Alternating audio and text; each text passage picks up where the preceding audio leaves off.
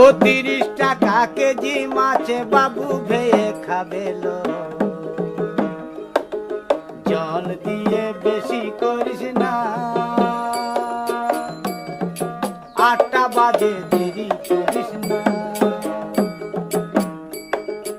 8টা বাজে দেরি করিস না।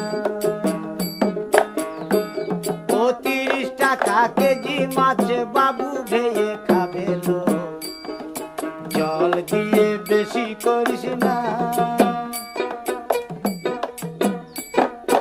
8টা বাজে দেরি করিস না।